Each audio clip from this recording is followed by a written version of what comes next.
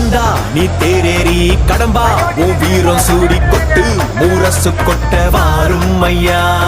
ஆறு படகில கோடி பேருல ஆறு முகனேவோ வீரம்.